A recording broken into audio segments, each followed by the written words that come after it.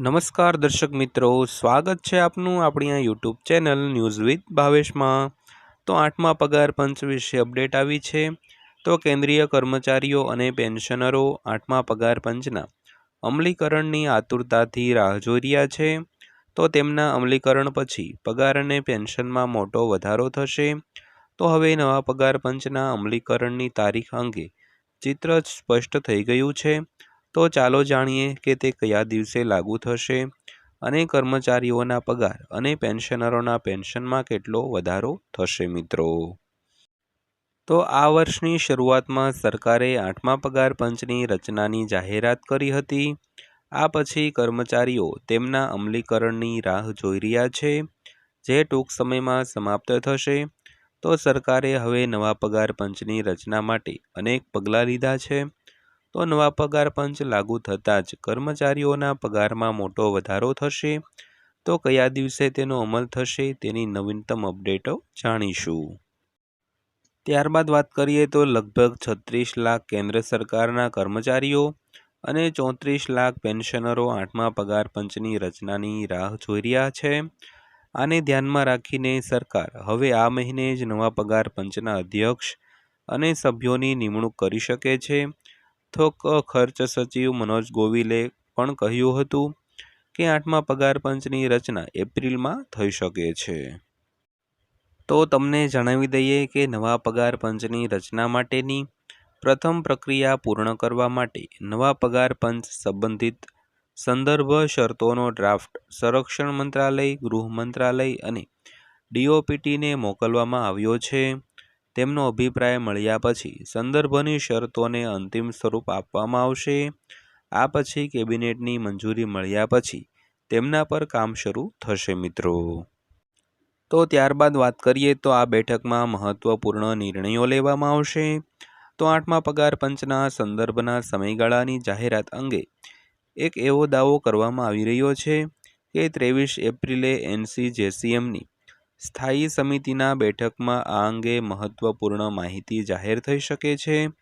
જોકે આ બેઠક અંગે કોઈ સત્તાવાર પુષ્ટિ મળી નથી। તો સરકારે હજુ સુધી 8મા પગાર પંચ અંગેની આગળની પ્રક્રિયા વિશે કોઈ સત્તાવાર માહિતી આપી નથી મિત્રો। તો ત્યારબાદ વાત કરીએ તો આ સંદર્ભના સમયગાળા પર અપડેટ છે। તો 10 ફેબ્રુઆરીના રોજ DOPTના સચિવની અધ્યક્ષતામાં રાષ્ટ્રીય પરિષદ JCMની સ્થાયી સમિતિના સ્ટાફ સાઇડ અને અન્ય સભ્યોની બેઠક યોજાઈ હતી। તો બેઠકનો એજન્ડા 8મા પગાર પંચની સંદર્ભ શરતો પર ચર્ચા કરવાનો હતો। તો બેઠકમાં કર્મચારી પક્ષ દ્વારા મોકલવામાં આવેલ ટર્મ્સ ઓફ રેફરન્સ ડ્રાફ્ટ એટલે કે TOR સંપૂર્ણપણે વ્યાજબી હોવાનું જણાયું હતું।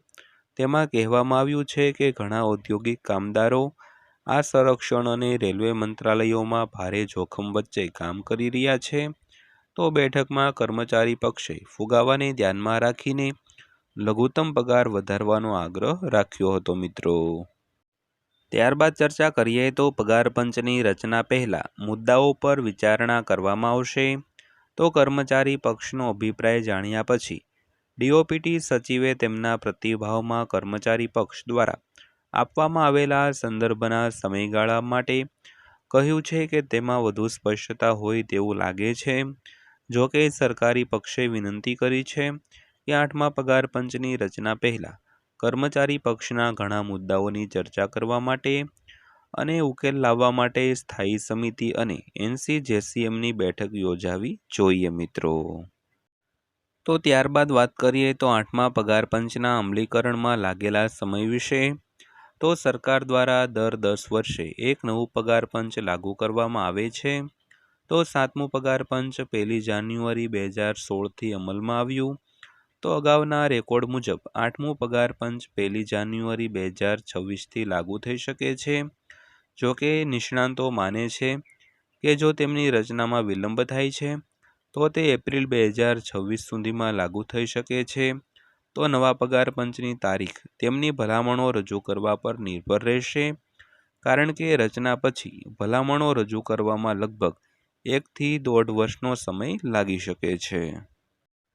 ત્યારબાદ અંતમાં વાત કરીએ તો સરકાર તરફથી આ જવાબ આવ્યો છે તો રાજ્યસભામાં નવા પગાર પંચની રચના અંગે પૂછાયેલા પ્રશ્નોના જવાબમાં રાજ્યમંત્રીએ કહ્યું હતું કે સરકારે 8મા પગાર પંચની રચનાને મંજૂરી આપી દીધી છે.